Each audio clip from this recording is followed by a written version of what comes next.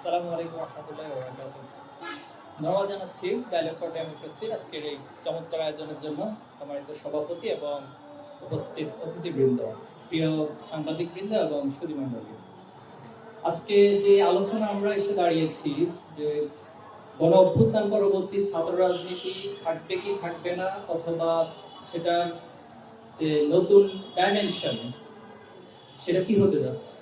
তো দুঃখের বিষয় হচ্ছে যেই আন্দোলনটি ছাত্র রাজনীতির একটি গৌরবোজ্জ্বল ভূমিকার কারণে সংগঠিত হয়েছে, সেই আন্দোলনের পরেই আমরা কত বড় দুর্ভাগ্য জাতি যে আমাদেরকে আজকে ডায়লগ করতে হচ্ছে ছাত্র রাজনীতি থাকবে কি থাকবে না। তো এই জায়গাটিতে আমরা কষ্ট রাখতে চাই যে ছাত্র রাজনীতি কি, এটা কি আমাদের সবার কাছে ক্লিয়ার আসলে আছে কি। তো ছাত্র রাজনীতির যেটা মূল তত্ত্ব সেটা আমরা খুব সিম্পলি বলতে পারি যে যেই রাজনীতিতে ছাত্রদের অধিকারের কথা বলবে এবং ছাত্রদের স্বার্থ সংশ্লিষ্ট অর্থাৎ শিক্ষাবন্ধ কর্মসূচি গ্রহণ করবে, সেটাই মূলত ছাত্র রাজনীতি হতে পারে। কিন্তু আমাদের প্রেক্ষাপটে আমরা কি দেখি আসলে? আমরা দেখি লেজুর ভিত্তিক, এরপর হচ্ছে দলীয় ক্ষমতাকে টিকিয়ে রাখার জন্য, দলকে ক্ষমতায় নিয়ে আসার জন্য এক ধরনের লেজুর ভিত্তির যে চর্চা, তার মধ্যে দিয়ে আমাদের ছাত্র রাজনীতি যায় আসলে। এক্ষেত্রে আমি কয়েকটি সংজ্ঞায়ন একটু করতে চাই। প্রথমত ডক্টর সিরাজুল ইসলাম চৌধুরী, তিনি তার দ্বন্দ্বের সমাজ রাজনীতি এই বইটাতে বলেছেন যে ছাত্র রাজনীতির ঐতিহাসিক ভূমিকা রয়েছে, পাশাপাশি তিনি রাজনৈতিক সচেতনতা এবং সামাজিক দায়বদ্ধতা তৈরি করার জন্য ছাত্র রাজনীতিকে তিনি উল্লেখ করেছেন তার বইতে। কার্ল মার্কস তিনি তার কমিউনিস্ট ম্যানিফেস্টো এই বইটাতে বলেছেন যে সামাজিক শ্রেণী সংগ্রামের অংশ হিসেবে যে রাজনীতি, সেটাকে তিনি ছাত্র রাজনীতি সংজ্ঞায়ন করেছেন। এবং সৈয়দ আবুল আলা মওদুদী তিনি ইসলামিক দৃষ্টিকোণ থেকে রাষ্ট্র ব্যবস্থার যে বই ওনার লিখিত, সেই বইতে তিনি বলার চেষ্টা করেছেন যে ছাত্র রাজনীতি একটি ইবাদত। এখন দেখেন এই শব্দটার মর্মটা অনেক গভীরে। ছাত্র রাজনীতি ইবাদত তিনি কোন প্রেক্ষাপটে বলেছেন? কারণ ইসলামের দৃষ্টিকোণ থেকে আমরা মনে করি প্রত্যেকটা ভালো কাজ, ন্যায়ের পক্ষে থাকা, ন্যায়ের কথা বলা, অন্যায়ের প্রতিবাদ করা, সেটাই আসলে ইবাদত। তিনি সেই সেন্স থেকে ছাত্র রাজনীতিকে সংজ্ঞায়ন করার চেষ্টা করেছেন। তো ওভারঅলি আমরা এটা বলতে পারি যে যারাই ছাত্রদের অধিকার নিয়ে কথা বলবে, ছাত্রদের শিক্ষাবন্ধ কর্মসূচি গ্রহণ করবে, সেটাই আসলে ছাত্র রাজনীতি হতে পারে। আমি আমার সেকেন্ড পয়েন্টে যে বৈশ্বিক প্রেক্ষাপটে আসলে ছাত্র রাজনীতির অবস্থাটা কোথায়, এটা আমাদের একটু উপলব্ধি করা দরকার, সেদিকে একটু দৃষ্টি দেওয়া দরকার।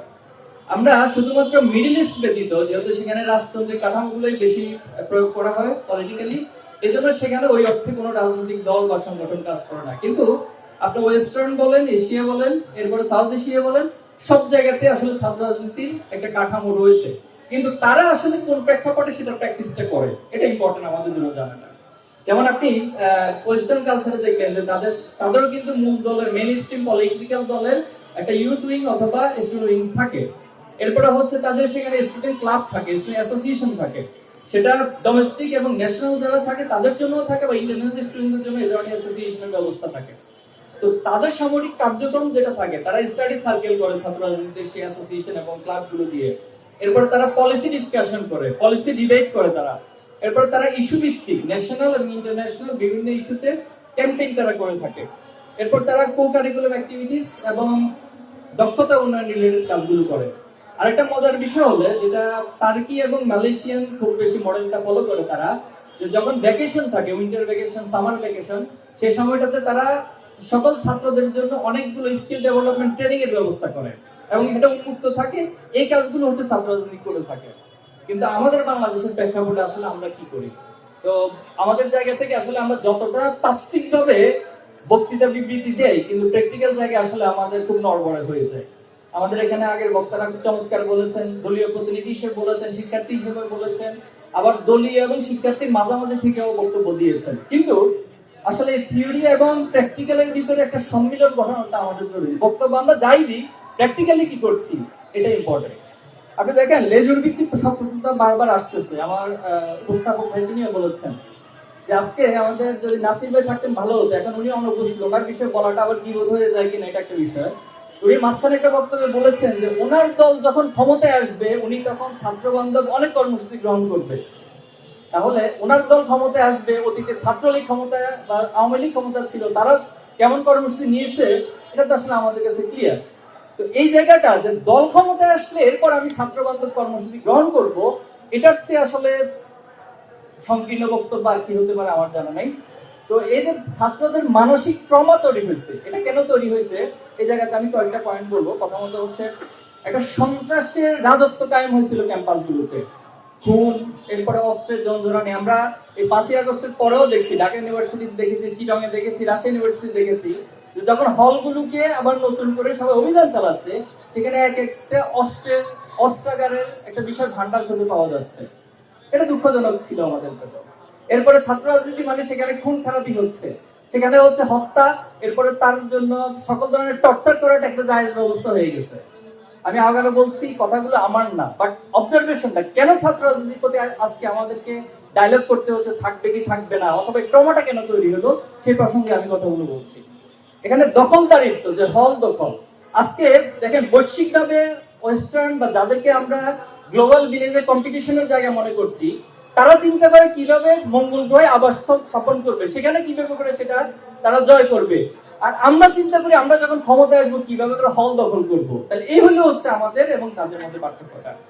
তারা অর্থনীতি কিভাবে ডেভেলপ করবে এক একজন বড় ধরনের উদ্যোক্তা এবং আইকনিক থিওরি নিয়ে আসে, কিন্তু আমরা চিন্তা করি যে কিভাবে হল বাণিজ্য, এরপরে টেন্ডার বাণিজ্য, কিভাবে চাঁদাবাজি করব, এই প্রসঙ্গগুলো হচ্ছে আমাদের রাজনীতির সাথে জড়িত। এরপরে আপনি গেস্ট রুম এবং র্যাগিং কালচার, যেটা একটা মানসিক মারাত্মকভাবে প্রভাব তৈরি করে। একটা ছাত্র প্রথমে আসলে র্যাগিং এর শিকার হলে এটা যে কতটা তাকে হীনমন্য জায়গায় নিয়ে যায়, এটা আসলে আপনারা অভিজ্ঞতা আছে। এরপর ছাত্রী নিপীড়নের ঘটনা আমরা দেখেছি, দর্শনের সেঞ্চুরির ঘটনা দেখেছি, এফটিজিং এর ঘটনাগুলো দেখেছি। এরপর চাঁদাবাজি, টেন্ডারবাজি, এগুলো তো আর বলার অপেক্ষা রাখে না। এরপর রাজনৈতিক কর্মসূচি বাস্তবায়ন করতে গিয়ে আমাদের শিক্ষার একটা পরিবেশকে নষ্ট করা হয়েছে এখানে বারবার।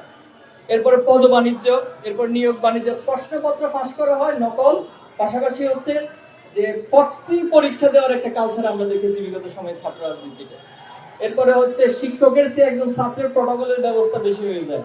যেমন আমরা আজকে এখানে এসেছি, খুব বেশি প্রটোকল প্রয়োজন হয় নাই, কিন্তু অতীতে আমরা দেখেছি বা বিভিন্ন সময় যারা ক্ষমতাসীন রাজনৈতিক দলের প্রেসিডেন্ট সেক্রেটারি আসে, তাদের প্রটোকল দিতে গিয়ে সেখানে যদি বিসিও পড়ে, ইটস নাথিং, একটা ইস্যু হয়ে যায়। এই বিষয়গুলো ঘটে থাকে। এরপরে জুলুমতন্ত্র, গোলামিতন্ত্র, এগুলো তো আছে। আমি নয়া সড়ক অনুসন্ধান অভিপ্রায় হিসেবে যে টপিক ঠিক করা হয়েছে এই প্রসঙ্গে কয়েকটি পয়েন্ট বলতে চাই। প্রথমত হচ্ছে ছাত্র রাজনীতির কালচার পরিবর্তন করতে হবে। এখন এই কালচার পরিবর্তন তো আসলে বক্তৃতা বিবৃতি দিয়ে হয় না ভাই, এটার জন্য আপনাকে আগে জাতীয় আদর্শ ঠিক করতে হবে। আমাদের জন্য খুবই দুর্ভাগ্য যে এত বছর পরেও এই জাতি, এই গোষ্ঠীটা এখন একটা জাতীয় আদর্শ ঠিক করতে পারে নাই। আমরা আমাদের সংবিধানে রাষ্ট্র পরিচালন মূলনীতি বলেছি 4টি, যে সমাজতন্ত্র, গণতন্ত্র, ধর্মনিরপেক্ষবাদ, জাতীয়তাবাদ। এখানে দেখেন একটা একটার সাথে কন্ট্রাডিক্টরি ইস্যু হয়ে দাঁড়ায়। আপনি কন্ট্রাডিক্টরি একই ইস্যু নিয়ে যখন একটা জিনিসকে মূলনীতি ঠিক করবেন, আপনি কিভাবে সেই রাষ্ট্র ঐক্যবদ্ধতা তৈরি করতে পারবেন? এই জায়গাটা হচ্ছে আমাদের সবচেয়ে বড় সমস্যা।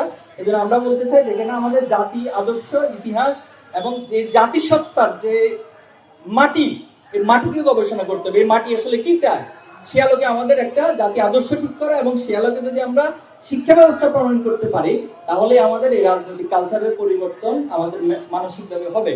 এরপর সহিংসতা মুক্ত ক্যাম্পাস আমরা চাই। আমাদের জায়গা থেকে আমরা বলেছি যে সহিংসতাটা আসলে কেন হয়, যে হল বাণিজ্য, বিভিন্ন ইস্যুতে আমার আধিপত্য বিরাজের জন্য সেটা হয়। তো এই জায়গাগুলো যদি ঠিক হয়ে যায়, কালচার ঠিক হয়ে যায়, সহিংসতা ঠিক হবে। আমরা একটি বড় উল্লেখযোগ্য একটি প্রস্তাবনা দিতে চাই, ছাত্র শৃঙ্খলা বিধি নামক একটি নতুন ব্যবস্থাপনা প্রণয়ন করা প্রয়োজন। এই ছাত্র শৃঙ্খলা বিধিতে সকলে ইন্ডিভিজুয়ালি এবং কালেকটিভলি সেটা মেনে চলতে হবে, এবং এই ছাত্র শৃঙ্খলা বিধি গঠনের জন্য আমি মনে করি একটা ইনক্লুসিভ কমিটি হইতে পারে এবং কমিশন হইতে পারে, দেন সকলে সেটা ঐক্যমতের ভিত্তিতে মেনে নেওয়ার মতো মানসিকতা প্রয়োজন হবে। এরপরে পয়েন্টে আমি যেটা বলবো, শিক্ষার্থীদের অধিকার সংরক্ষণ রিলেটেড রাজনীতি হইতে হবে। এখানে কোয়ালিটি এডুকেশনটা খুবই গুরুত্বপূর্ণ। এরপরে সবাইকে তার প্রাপ্য সুযোগটা অবশ্যই নিশ্চিত করতে হবে।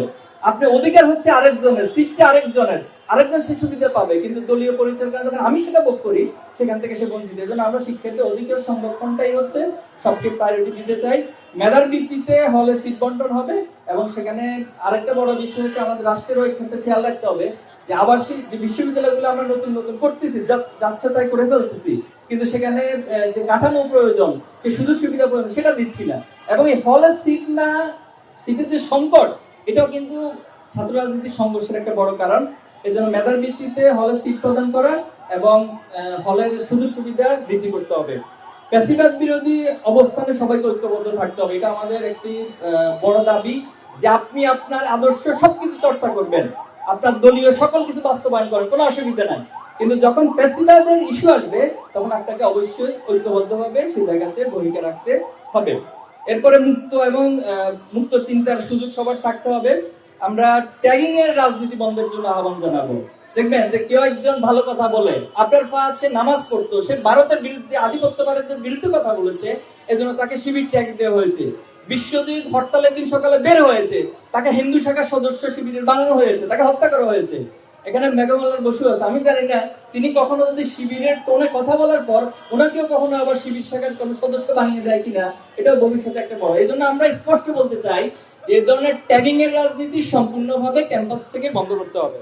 গঠনমূলক রাজনীতির ক্ষেত্রে আমরা জ্ঞান চর্চা, বুদ্ধিভিত্তিক চর্চা এবং স্কিল ডেভেলপমেন্ট যে রিলেটেড এই কর্মসূচিগুলো গ্রহণ করা হবে।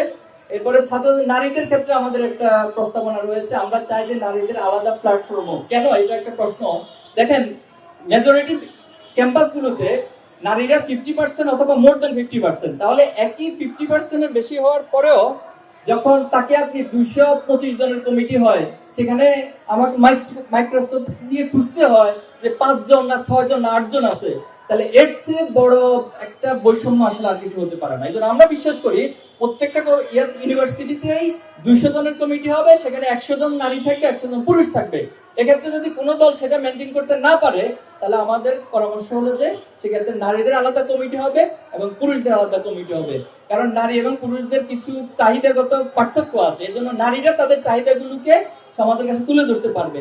বাট কমন ইস্যুতে বা ন্যাশনাল ইস্যুতে হয়তো আমরা সেখানে সমন্বয় করে একসাথে কাজ করতে পারি।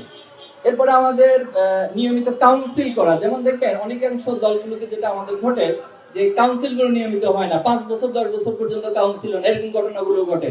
এজন্য আমরা এটা স্পষ্ট বলতে চাই, এই জায়গাটা যদি ঠিক করতে পারি যে প্রত্যেকটা দলের প্রত্যেক বছরে কাউন্সিলর হবে এবং নেতৃত্বের একটা পরিবর্তন আসতে হবে, তাহলে আশা করি যে অনেক কিছু লেজর ভিত্তিক এবং পদ বাণিজ্য অনেক বিষয়গুলো সমাধান সম্ভব হবে। আমি শেষের দিকে চলে এসেছি। র্যাগিং এই বিষয়গুলো অবশ্যই বন্ধ করতে হবে। আমি শুরুতে বলেছিলাম ছাত্র সংসদ নির্বাচন নিয়ে এখন নতুন করে একটা বয়ান, কেউ বলতেছে কত আগে ছাত্র সংসদ নির্বাচন করব, আর কেউ বলতেছে কত পরে করব। যেখানে আপনি জাতীয় রাজনীতিকে বলছেন যে যত দ্রুত সম্ভব অনির্বাচিত কারো কাছে ঠিক না, সেখানে আপনি একটা ইউনিভার্সিটি ক্যাম্পাসে নির্বাচনকে বলতেছেন যে এখানে সংস্কার করতে হবে, অনেক সময় লাগবে। এটা নিতান্ত আসলে হাস্যকর বক্তব্য। এই জন্য আমরা বলবো যে ছাত্র সংসদ নির্বাচন অবশ্যই যত দ্রুত করা সম্ভব, এবং আমার বক্তারা চমৎকার কিছু পয়েন্ট বলেছেন, সেগুলো মেনটেন করে গঠনতন্ত্রকে পুনর্গঠন করে আমি আশা করবো এটা করব। আর সংকীর্ণ মনতার ঊর্ধ্বে উঠতে হবে। দেখেন, যতই আপনি এখানে থিওরিক্যাল বক্তব্য দেন, আপনার মনটা যদি সংকীর্ণ থাকে, আপনার মনটা যদি উদারতাপূর্ণ না হয়, তাহলে আসলে এই বয়ানগুলো এত সমস্ত মিটিং আয়োজন করে কাজে আসবে না। এই জন্য ছাত্র রাজনীতির গুণগত পরিবর্তনের জন্য আমাদের মনটাকে উদার করতে হবে এবং একজনের প্রতি একজনের শ্রদ্ধা সম্মান অবশ্যই নিশ্চিত করতে হবে। আমি আবারও কর্তৃপক্ষকে ধন্যবাদ জানাচ্ছি এবং এই আয়োজনের মধ্যে দিয়ে আশা করছি ছাত্র রাজনীতির সাধারণ ছাত্রদের যে প্রত্যাশা সেটা আমরা পূর্ণ করতে পারবো ইনশাআল্লাহ।